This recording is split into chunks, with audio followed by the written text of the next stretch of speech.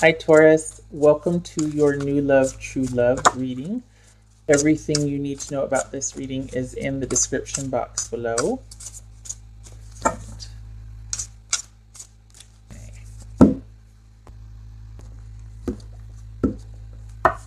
Four of Swords.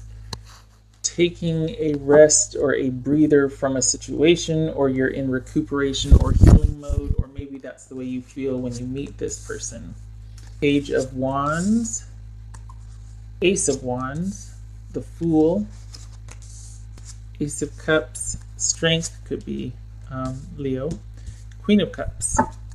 All right. Okay, so let me see here.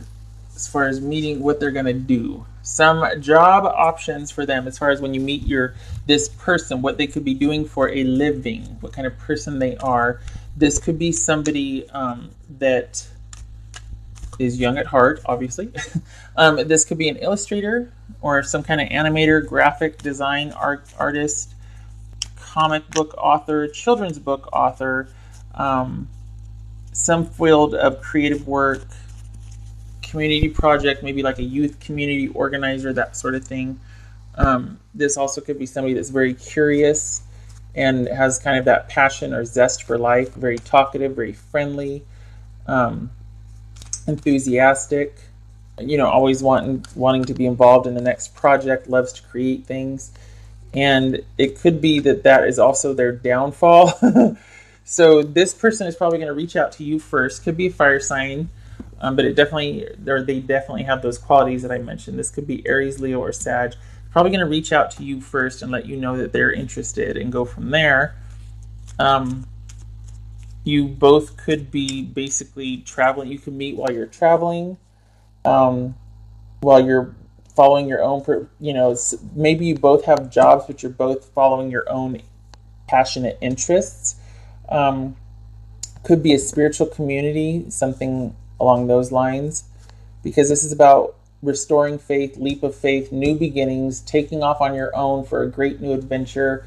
It's wide open. There's excitement. There's exuberance. Same type of thing here. So the only drawback, or what might be an issue, is that they love and they love the hunt and they love the next new best thing. So it's not a very stable energy. It's very energetic, and really wanting to be on the go and involved and out there.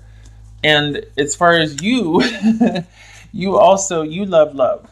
They love the hunt. They love the energetic pursuit. You love the high of love and being in love and sharing your emotions and feelings. And they're like, they're not really about that so much as they are maybe the passion behind it. But then after that, it's like, okay, what are we doing today? Where are we going to go? What are we going to, that sort of thing. You know what I mean? So, sorry, got a little smudge here. Okay, maybe that's helpful. Maybe it's not. I don't have to do. All right. So, they are of good character, though, and they'll probably be very upfront and honest with you about what they want or what they want their involvement to be, and how this wants to go for them. You could be dealing with a Leo, Taurus. This could be a Taurus, a Leo. Sorry, Taurus. This could be a Leo. So you might be introverted. They might be extroverted. All right. This is receptive. This is assertive, or assertive. I don't want to say aggressive, but this is very assertive. This is receptive, and they are of good character. It's almost like, here's the thing: when you're an introvert, sometimes you look at extroverts as a way of, like, you seek out extroverts for protection, because you provide the safety and the comfort, and then they feel like they can go out and slay that dragon. You know what I mean? Like, they're all filled up because you've nurtured them. You're very nurturing. You're very kind. You're very quiet, stable, whatever.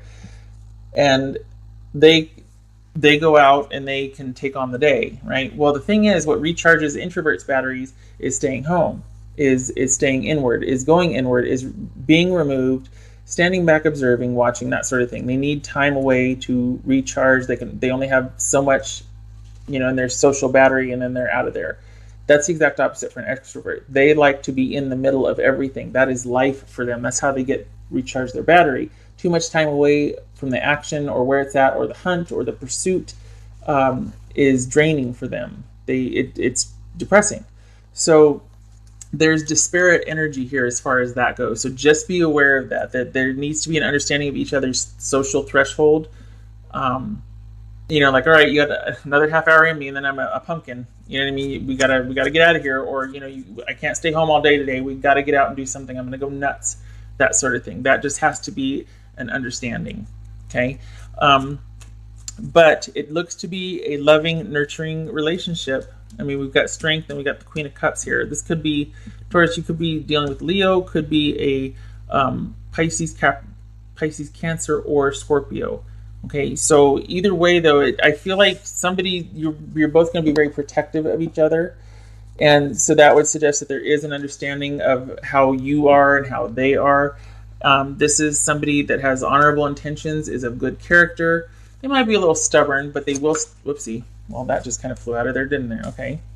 Well, this is the aftermath of a drama or trauma, and this might be what the aftermath is. Because of this, now that the worst is over, there's this new beginning, and they might be reaching out to you and pursuing you. Anyway, this is somebody that does the right thing. And like I said, they could be a little bit stubborn, but they have good balance. This is about being balanced and compassionate and generous emotionally, and this is about balanced character. They have integrity.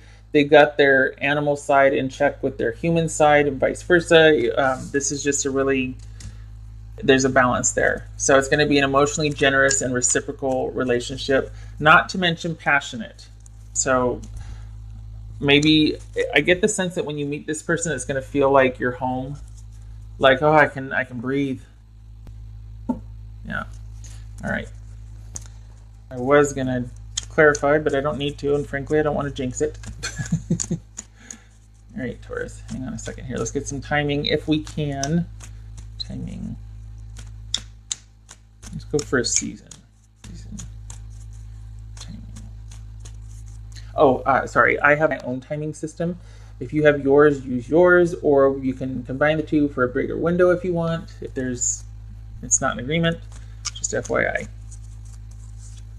Okay, so this is suggesting major arcanas don't fall into timing frame for me. So this would suggest this is about you being restored and healed before this can come to fruition, or that you're working through something and then this happens.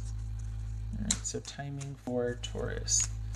Could be Sagittarius, but this is about healing, balance, perspective, that basically withdrawing, healing, and then you're setting off on your new adventure. Taurus. Again, forward movement after the healing, after being restored. Okay, so we've got, this is autumn. This is fall or autumn. Okay. The 5 will be significant. It might be in their birth year. It might be the 5th day or the 5th week of autumn. All right. So we just got into winter, so we got about 9 months. And honestly, it seems like that might be enough time because, you're probably working through something here. We had that Tower reversed, and that's a heavy, and then we've got this new beginning. So you're going to be basically just set free from a situation. The worst of it's over, and then this, out of nowhere, you're going to probably be in the throes of healing or just resting and recuperating and just like getting your head right about something, and then all of a sudden this person, could be a fire sign, reaches out to you and you're off to the races. Okay. Taurus, what does Taurus need to know? Taurus, what does Taurus need to know? Taurus. Easy does it. No need to hurry for love or force things. There's no need to hurry for love to happen or to force things to happen. Everything is occurring in perfect timing. Word. Yeah, it doesn't do you any good to force it. Just take it slow, one day at a time. It's going to happen whether you like it or not. but this would suggest that you don't have to be on the lookout for it. You can take that breather, you can rest, you can recuperate. This is all, especially this right here, this leap of faith, healing. It's all part of a bigger plan than you're aware of. So, you know, just you do you, and then this will show up. You don't have to be on the lookout for it. What else for Taurus? Oh God, one of these, it was like kind of traumatic, and the oh, get over yourself showed up. I was like, oh God, that's just rude. Come on now. All right, Taurus. Taurus needs to know. Reclaim your art. This is part of this is the inspiration and the muse for that. So there could have been things in dealing with this situation that you're just going to be coming out of, that you kind of forgot parts of yourself, or like you kind of let certain things go. You sort of pushed hobbies and what made you smile to the wayside. This is saying time to get that back, obviously. But yeah, that gets to come back. It could be how you meet this person, the passionate pursuit, you know, and finding that, starting to pursue your passion project again and your art, and then that's how you meet this person. All right, what else for Taurus? What else for Taurus? Do it this way, and it hurts because I get caught right there. So hold on here. Be proud of who you are and where you've been and where you're going. That will come with the healing. When you come full circle, that's a byproduct of it, is that you're proud of that you're still standing on your 2 feet after what's been going on. Also, this is somebody who will be very proud of you. They'll be proud to be with you, proud to be in your life. They'll treat it with honor. Just so you know, this is somebody that, like, devotion and protection and courage and strength is not a problem for this person. That's always nice, right? All right, I'm going to do one of these just because this was kind of heavy. It touches on you having gone through something to where you are a clean slate afterwards, so could be a little painful. So let's see what these have to say also. Taurus.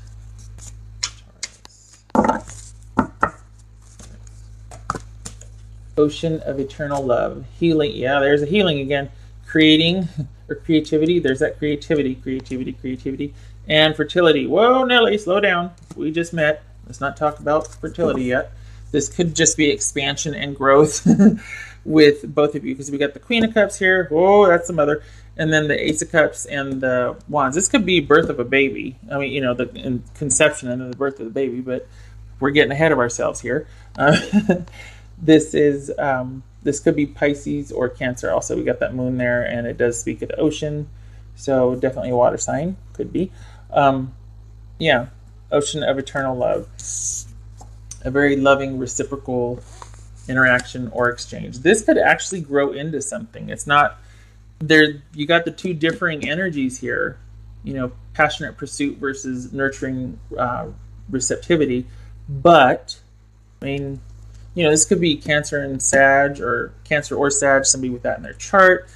Leo, so kind of a mixed bag. But I think if you understand where each of you are coming from, I think it looks like the rest is a piece of cake. You're both on the precipice. You're both starting that new beginning. Looks like passion is not going to be a problem, and character is not going to be a problem either.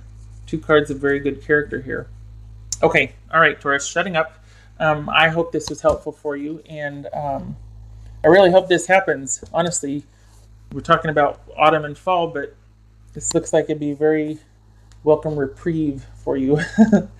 All right, so I hope this was helpful. I hope to see you in the next reading. Take care.